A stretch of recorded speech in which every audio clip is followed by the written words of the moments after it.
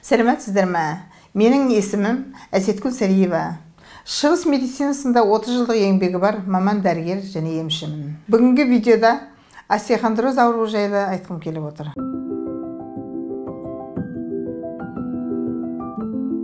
Остеохондроз ауруы желке, кеуде тұсында, белде көп кездесетін аурудың түрі болып табылады.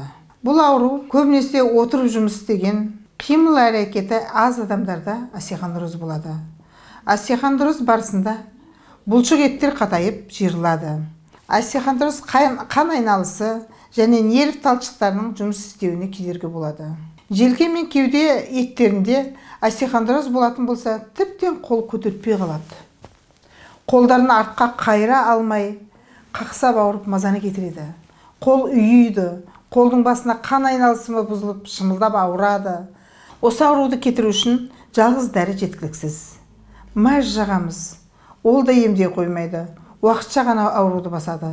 Сондықтан массаж істеп, ине салып, жылытатын жағдай жасап, тоқпен болсын, басқа жылыту жүйелерін істеп үзу керек болады. Ет пен сүйектің араларын ажыратып, массаж істеп, қалған емдерді жаңағы жоғарыда айтып кеткен жылытып, ине салып емдесе, ауру аяғып қалады. Остеохондроз басты да ауыртады. Остеохондроз басты да ауыртып, құлақты шыңдатып, көз қарауытып да ауырады. Ал бел остеохондрозы белді ауыртып, ретикулит ауруы, протрузия, тіптен грыжа ауруларына апарып тірейді. Оған әрине өзі остеохондроз болған соң жел тиеді, құяң жел деп те атайды. Содан кейін еңкейіп тұру қиындап, ретикулит ауруына апарып соқтырады. Белдегі протрузия бірден протрузия бола қоймайды. Бір кездері кішкене оқыс қимыл жасап кеткеннен де омыртқаның қисаюын протрузия дейді. Ал одан ары белгілі, ауырған тікендер сінеді, сүйектің хряшын жейді, қақсайды, нерв талшықтарын басады. Содан өспе, яғни грыжа пайда болады.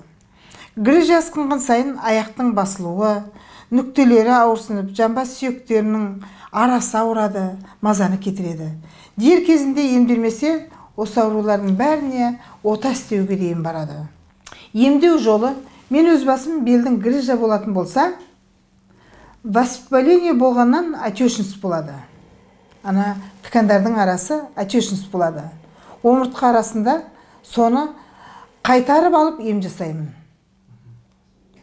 Ісініп тұрған жерге ем істесе, одан әрі ісініп, бел болса да ауру адам аяқтан жүре алмай қалады. Емдей отырып, ине салып, басқа да ем жолдарын жүргізе отырып, емдегенде өнімі өте жақсы болады. Ал енді грыжа асқынып, өте емдеуге келмейтін жағдай болса, амал жоқ, отаға жүгінуге тура келеді. Сондықтан остеохондроз ауруын жай ауру деп есептемеу керек. Тіптен қан қысымы көтеріліп, инсультке дейін апаратын жағдайлар болады. Болмаса қан қысымы төмендеп те кетеді. Әркімдікі әртүрлі, организмге қарай ауру болып отырады. Остеохондрозда қимыл әрекет көп болуы мүмкін. Гимнастика ең болмағанда қолды, аяқты бір мезгіл созғылап көтеріп, қимыл істеп тұру керек.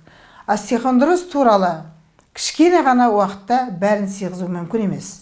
Өте күрделі аурудың бірі. Сондықтан қимыл көп болсын. Салауатты өмір жолын ұстаныңыз. Таза ауада жатар алдында кем дегенде 30 минут ауа жұтып, жүргенді көбейтіп, қимыл жасасаңыз, деніміз сау, аурудан алыс боламыз.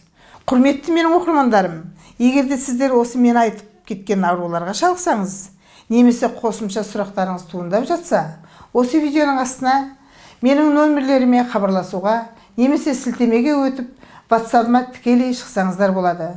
Менің каналыма тіркеліп, жаңа видеоларды жіберіп алмас үшін қоңыраушаны басып қоюды өтінемін. Ауырмаңыздар, өзімізді өзіміз күтейік.